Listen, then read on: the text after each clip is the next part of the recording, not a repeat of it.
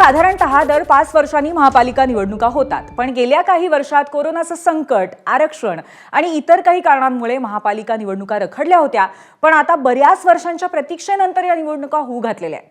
मधल्या काळामध्ये बदललेली राजकीय समीकरणं, प्रभाग रचना, महापालिका क्षेत्रातील नागरिकांच्या समस्या या सगळ्याचा आता आपण ग्राउंड झिरो रिपोर्ट बघणार आहोत, जाणून घेणार आहोत. आणि त्यासाठी आपल्यासोबत आपले पत्रकार आहेत. मुंबईहून आपल्यासोबत अजय माने आहेत, त्याचबरोबर नागपूरहून रजत वसिष्ठ आपल्यासोबत आहेत, पुण्याहून मंदार गोंजारी आपल्यासोबत असणार आहेत, ठाण्याहून अक्षय भाटकर, नाशिकमधनं मुकुल कुलकर्णी आहेत आणि संभाजीनगरमधनं कृष्णा केंडे आपल्यासोबत आहेत. आपण मुंबईपासून सुरुवात करूया, कारण अर्थातच राज्यातली सर्वात श्रीमंत महापालिका म्हणून मुंबई महापालिकेची ओळख आहे. अजय, सध्या या महापालिकेचं कामकाज प्रशासकांकडनं पाहिलं जात आहे, मात्र आता निवडणुका जाहीर झाल्या आहेत.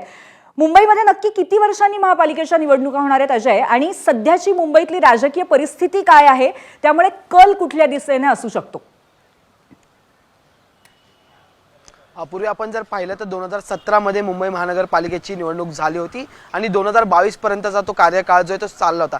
2022 पासून ते आता 2025 म्हणजे अगदी महिना संपायला आलेला अशा 3 वर्ष मुंबईत महापौर किंवा लोकप्रतिनिधी नव्हते.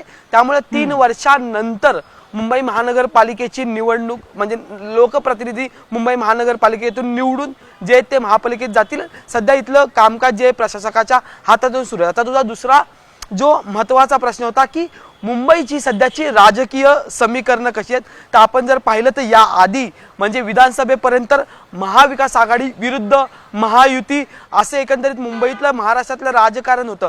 पण आता या महाविकास आघाडीत असलेल्या एका पक्षाला त्याचा नवा भाऊ आणि नवा भिडू असं जर आपण पाहिलं तर मनसे सुद्धा आता महायुतीच्या विरोधात जे ते भूमिका घेताना पाहायला मिळते. त्यामुळे एकीकडे महाविकास आघाडी, त्याच्यानंतर ठाकरे बंधूंची अधिकृतरित्या न झालेली घोषणा, पण ज्या पद्धतीने ते लोक एकत्र येतात त्यामुळे ते सुद्धा मुंबई महापालिकेला एकत्र निवडणुकीला सामोरे जातील का, हा सुद्धा प्रश्न. आणि दुसरीकडे आपण जर पाहिलं तर महायुती सुद्धा चुरस आहे, कारण की भाजप ही 2017ची ज्यावेळेस निवडणूक झाली होती त्यावेळेस शिवसेनेसोबत भाजपची युती होती. 82 आणि 84 म्हणजे भाजपच्या 82 जागा होत्या आणि शिवसेनेच्या 84 जागा होत्या. आणि त्यावेळेस महापौर जो बसला तो शिवसेनेचा बसला, म्हणजे अखंड शिवसेना आपण जिला म्हणू. त्याच्यानंतर आता भाजपला जो आहे तो मुंबईवर आपला महापौर बसवण्याची एकंदरीत संपूर्ण रणनीती तयार केलेली आपल्याला पाहायला मिळते. आणि त्यांच्या सोबत असलेली शिवसेना, खरं तर शिवसेनेचे आता सध्या शिवसेनेचे जर प्रमुख पाहिले तर ते एकनाथ शिंदे आणि एकनाथ शिंदेचा बालेकिल्ला म्हणून ठाणेकडे पाहिलं जाते. त्यामुळे एकीकडे ठाणे आणि मुंबई ह्याच्यात कॉम्प्रोमाइज केलं जाणार का, हा एक महत्त्वाचा मुद्दा आहे. या महायुतीत तिसरा महत्त्वाचा माणूस म्हणजे किंवा तिसरा महत्त्वाचा पक्ष म्हणजे की अजित पवार यांची राष्ट्रवादी. या आधी राष्ट्रवादीचं आपण जर गणित पाहिलं तर अवघ्या बोटावर मोजण्या इतके नगरसेवक जे ते त्यांचे मुंबई महानगरपालिकेवर निवडून गेले होते. त्याच्यातले 6 नगरसेवक जे ते अजित पवार यांच्या राष्ट्रवादीत आहेत, 2 जे ते शरद पवारांच्या राष्ट्रवादी सोबत असलेले आपल्याला पाहायला मिळतात. त्यामुळे सध्या तरी अजित पवारांची नक्कीच. अजय, तू आता राष्ट्रवादीचा उल्लेख केलेला आहे, तू सोबतच राहा, आपण पुन्हा येऊया चर्चा करण्यासाठी. पण आता राष्ट्रवादीच्या निमित्ताने आपण पुण्यात जाऊयात. मंदार आपल्या सोबत आहेत, मंदार गोंजारी. मंदार, महापालिका निवडणुकांची प्रतीक्षा संपलेली आहे. सध्याची राजकीय परिस्थिती बघता आघाडी युती, राजकीय कुरबुरी पुण्यात असं काही पाहायला मिळणार का, अशी शंका असतानाच मुख्यमंत्र्यांनी एक अत्यंत स्पष्ट केलंय आज की बहुतेक पुण्यामध्ये भाजप आणि राष्ट्रवादी समोरासमोर असतील, ती मैत्रीपूर्ण लढत असेल. या व्यतिरिक्त आणखीन काय काय बघायला मिळणार आहे, काय काय चुरशीचं असेल?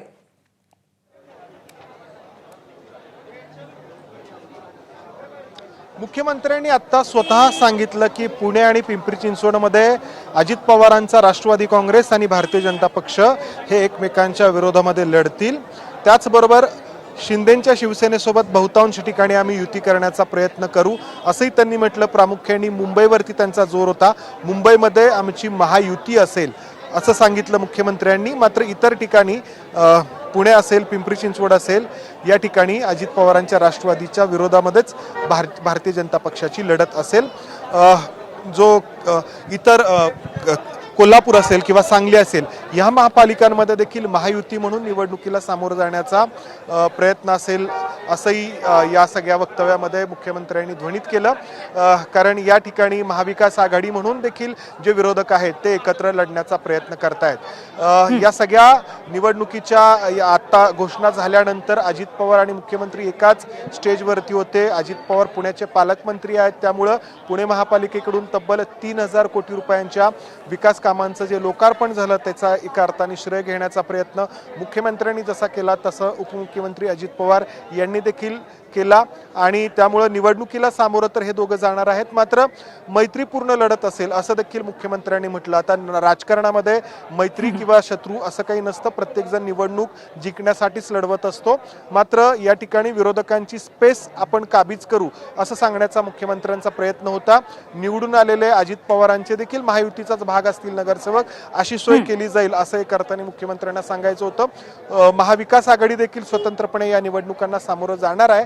मात्र अजित पवारांचा राष्ट्रवादी काँग्रेस आणि एकनाथ शिंदे यांची शिवसेना ही अगदी खरं. त्यामुळे विरोधकांची पुण्यामध्ये space देखील काबीज एक करण्याचा वेगळी प्रयत्न चुरस पाहायला मिळणार आहे. एबीपी माझा, उघडा डोळे बघा नीट.